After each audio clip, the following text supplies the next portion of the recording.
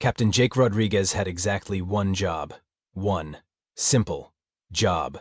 Show up to the Zephyrian homeworld, smile politely at the tall, blue, crystalline aliens, sign some trade agreements, and try not to accidentally start an interstellar war. Easy enough for a guy who once successfully negotiated a ceasefire between two warring space truckers over the last donut at a rest stop on Europa. What Jake definitely did not expect was to become the galaxy's most reluctant babysitter. It started innocently enough. The Zephyrians had set up this gorgeous diplomatic camp in their capital city's botanical district, complete with those fancy environmental domes and crystal spires that probably cost more than Jake's entire ship. Very impressive, very shiny, very sterile. So naturally, Jake did what any reasonable human would do when faced with alien perfection. He built a campfire. Look, it wasn't rebellion or anything, the guy just wanted to feel at home. After 3 weeks in space, eating nothing but reconstituted protein bars and drinking recycled water that tasted suspiciously like feet, the thought of sitting around a real fire with some actual food seemed like paradise. He'd packed marshmallows, graham crackers, and chocolate bars specifically for this moment, because if you're going to represent humanity to an advanced alien civilization, you might as well do it with s'mores. The Zephyrian delegation was running late anyway, something about harmonizing their biofrequencies with the planetary alignment, which, translated from diplomatic speak, meant they were probably stuck in traffic. Jake had just gotten the fire crackling nicely when he heard the rustling. 3 small, blue, vaguely humanoid shapes emerged from the perfectly manicured alien bushes. They looked like miniature versions of the adult Zephyrians, except with oversized eyes that practically glowed with curiosity, and these little antenna things that kept twitching as they stared at his fire. Kids. Alien kids. "Oh, hey there," Jake said, because apparently his first instinct when meeting juvenile members of an advanced alien species was to talk to them like they were neighbor kids who'd wandered into his backyard. "You guys lost or something?" The smallest one, who couldn't have been more than 3 feet tall, took a tentative step closer. Its antenna things were practically vibrating now. The middle-sized one whispered something in what Jake assumed was their language. It sounded like wind chimes having an argument with a synthesizer. The tallest one, who might have been the equivalent of a preteen, pointed directly at Jake's fire and said something that definitely sounded like a question. "Oh, this?" Jake gestured to his campfire. "Yeah, it's fire, you know, combustion, chemical reaction, makes heat and light." He realized he was explaining fire to aliens whose species had probably mastered interstellar travel before humans figured out agriculture. "I'm guessing you guys have more advanced heating methods?" All 3 cubs moved closer, drawn to the flickering flames like moths, or like kids to anything their parents probably told them not to touch. "You want to sit down?" Jake patted the log he'd dragged over earlier. "I was just about to make some s'mores. Fair warning, though, your folks might not approve of the sugar content." That's when Ambassador Grex and Commander Vala came crashing through the diplomatic foliage, looking about as panicked as 7-foot-tall crystalline beings could look. "Children," Ambassador Grex's voice carried that universal tone of parental mortification that transcended species barriers. "Return to the designated safe zone immediately." The cubs looked at their parents, looked at Jake's fire, looked at the marshmallow he was currently threading onto a stick, and made their choice. They plopped down around the campfire like they owned the place. Jake couldn't help but grin. Well, this should be interesting. Ambassador Grex stood there for exactly 3.7 seconds, which Jake figured was probably how long it took for a Zephyrian to process the concept of complete parental failure. Then the diplomatic meltdown began. "Children, please," Grex said, and Jake could hear the barely contained panic behind that calm diplomatic tone. "The crystalline comfort pods are specifically calibrated for your biorhythms. This primitive combustion is potentially harmful to your developing neural pathways." The smallest cub, who Jake mentally nicknamed Tiny, looked up from where she was poking the fire with a stick and chirped something that sounded suspiciously like the alien equivalent of "nah." Commander Vala stepped forward, her military bearing somewhat undermined by the fact that she was trying to coax 3 kids away from a campfire like they were cats who'd climbed too high up a tree. "The nutritional dispensers have been loaded with your favorite algae smoothies," she announced with the kind of forced enthusiasm usually reserved for selling questionable used vehicles. The middle-sized cube, who Jake decided to call Spark because of the way his antenna kept lighting up near the flames, made a noise that definitely translated to ooh in any language. Jake, meanwhile, was having the time of his life watching these incredibly advanced beings get outsmarted by their own kids. "Want me to try?" he offered, pulling out his secret weapon. "Hey kids, who wants hot chocolate?" Three pairs of enormous alien eyes turned to him with the kind of focused attention usually reserved for religious experiences. Hot chocolate, Jake continued, setting up his portable camping stove, is basically liquid happiness. Fair warning, though, it might ruin you for algae smoothies forever. The third cub, the tall one Jake dubbed Chief because he seemed to be the ringleader, said something rapid-fire to his siblings. Whatever it was, it made them all scoot closer to Jake and further from their increasingly frazzled parents. Captain Rodriguez, Ambassador Grex said, and wow, even alien diplomats could make your name sound like a formal complaint. While we appreciate your hospitality, the cubs must return to their designated rest area. They have educational modules scheduled for this cycle. Educational modules? Jake repeated, stirring cocoa powder into warm milk. On a Saturday? Every day is optimal for learning enhancement, Commander Vala said, which probably sounded a lot better in Zephian than it did in English. Chief looked up at Jake and asked what was clearly a question, pointing between the fire and his parents. He's asking why your fire is better than their home, Jake guessed, earning a delighted trill from Chief. Well, buddy, that's because fires aren't about efficiency. They're about sitting together and telling stories and burning marshmallows because you forgot you were holding them. As if on cue, Jake's marshmallow burst into flames. He blew it out, examined the charred exterior, and popped it in his mouth anyway. See? Perfection. All three cubs made sounds that Jake was pretty sure were laughter. Ambassador Grex looked like she was developing the alien equivalent of a migraine. This is highly irregular. Cubs require structured environments for proper development. Yeah, well, Jake said, handing out cups of hot chocolate. Sometimes what kids require and what they need are two different things. The cubs took their first sips of hot chocolate, and Jake was pretty sure he'd just accidentally recruited 3 new members of the human fan club. Their antennae were practically glowing with joy. Oh boy, Jake muttered, watching Commander Vala's eye twitch. I think I just started a revolution. If there's one thing Jake learned that day, it's that watching highly advanced aliens attempt to replicate human campfire culture is like watching a PhD in astrophysics try to operate a can opener. Technically, they should be able to figure it out. Reality, however, had other plans. Ambassador Grex went first, because apparently even in alien cultures, moms think they can fix everything through sheer determination. She marched over to a nearby clearing, gathered some twigs with the precision of a master surgeon, and attempted to create what she called a controlled combustion unit. The result looked like someone had tried to build a fire using only a protrator and a deep fear of chaos. Perfect 90-degree angles, evenly spaced fuel distribution, and absolutely zero soul. Dear, Grex announced with the satisfaction of someone who had just solved world hunger through spreadsheet optimization. A more efficient heat source, with improved airflow dynamics. The cubs took one look at their mother's geometrically perfect fire and collectively decided to stay exactly where they were. Chief even made a sound that Jake was pretty sure meant, "Nice try, Mom." Commander Vala, not to be outdone, decided the problem was clearly the entertainment value. I shall provide narrative stimulation, she declared, settling down near her partner's tragic excuse for a campfire. Once upon a time, Vala began in the tone of someone reading a military briefing, there was a small combat unit that failed to follow proper reconnaissance protocols and subsequently encountered hostile forces in Sector 7. The unit leader, demonstrating poor tactical awareness, advanced without adequate cover and was eliminated by enemy fire at coordinates 479.3. Jake winced. That's not really how scary stories work. The tactical analysis continues, Vala pressed on. If the unit had implemented standard flanking maneuvers and maintained proper communication protocols, casualty rates could have been reduced by 37%. Tiny looked up at Jake with an expression that clearly said, "Make it stop." General Thorpe, who had been watching this disaster unfold with the kind of fascination usually reserved for train wrecks, decided to try his hand at what he called recreational food preparation. He produced a device that looked like it belonged in a laboratory, carefully measured out exactly 3 marshmallows, and proceeded to apply what appeared to be a precision laser to achieve optimal caramelization at the molecular level. The end result was 3 perfectly golden, completely identical, utterly soulless sugar spheres that looked like they'd been manufactured in a factory.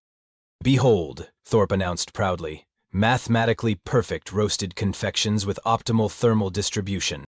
The cubs examined Uncle Thorpe's creation with the kind of polite interest usually reserved for watching paint dry. Jake, meanwhile, was burning his 4th marshmallow in a row and loving every minute of it. Want to try roasting your own? he asked Chief, offering him a stick. Chief's antenna practically exploded with excitement. That's completely unsafe, Grex protested. Cubs lack the motor coordination for precision flame manipulation. Yeah, Jake said, watching Chief immediately light his marshmallow on fire and giggle about it. That's kind of the point. What happened next would go down in galactic diplomatic history as either the most adorable rebellion ever recorded, or the most embarrassing parental defeat in Zephyrin's civilization, possibly both.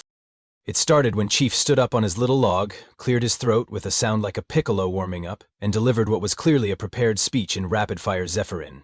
His antennae were flashing in synchronized patterns, and his siblings were nodding along like backup singers at a protest rally. "What's he saying?" Jake asked, genuinely curious and slightly concerned he'd accidentally inspired an alien toddler coup. Ambassador Grex looked like she'd swallowed something particularly unpleasant. "He is declaring independence from our household authority structure." "He's what now?" Commander Vala stepped forward, her military training clearly warring with her maternal instincts. "The Cubs have formed what they call the Republic of Jake's Fire Pit, and are claiming territorial sovereignty over this immediate area." Jake blinked. "They're seceding? From their own family?" Spark piped up with what sounded like an enthusiastic "yeah!" and started gathering sticks, not for the fire but apparently to construct some kind of border fence around their newly claimed territory. Tiny, meanwhile, had found Jake's spare camping gear and was fashioning what could generously be called a flag out of a marshmallow skewered on a roasting stick. She planted it firmly in the ground next to the fire and announced something that made her brothers cheer. "She has declared you their honorary parental unit," Grex translated, her voice climbing an octave with each word, "and has named you Jake the Marshmallow Bringer, first of his name, keeper of the sacred flames." "That's actually pretty cool," Jake admitted. "It is not cool," Grex exploded, abandoning all pretense of diplomatic composure. "They're supposed to be learning proper social hierarchies and advanced mathematics, not whatever this is." Chief said something else, this time directly to his mother, and whatever it was made Grex's crystalline skin shift to a deeper shade of blue. "He says mathematics are boring, and they've elected you as their new dad because you make better snacks," Vola translated grimly. Jake felt a weird mix of pride and terror. "Okay, well, maybe we should talk about this. Kids, you can't just declare independence because you like someone's cooking." Spark responded by teaching Jake what was obviously a Zephyrian curse word, based on the way both parents immediately started scolding him in stereo. "Did he just teach me alien profanity?" Jake asked. "He called you bringer of liquid joy who defies the boring ones," Grex said flatly. "It's not traditionally considered profanity, but in this context—" "I'm pretty sure that's the nicest thing anyone's ever called me," Jake said, which made Tiny clap her little hands and add what sounded like agreement. That's when the situation officially escalated from awkward family moment to interstellar incident, because Ambassador Grex did what any overwhelmed parent would do when faced with complete loss of authority. She called for backup.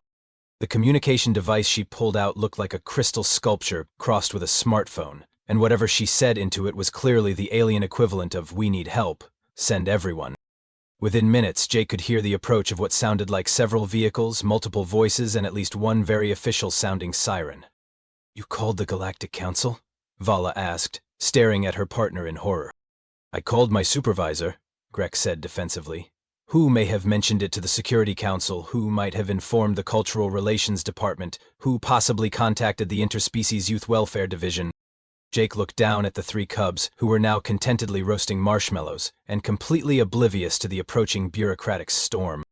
"So let me get this straight," he said slowly. "Your kids like my campfire better than your fancy alien den, and instead of just, I don't know, asking me to teach you how to make s'mores, you called the galactic equivalent of Child Protective Services?"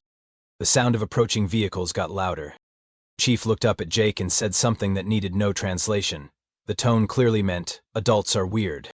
"Yeah, buddy," Jake sighed, watching the first official hover vehicle crest the hill. "They really are."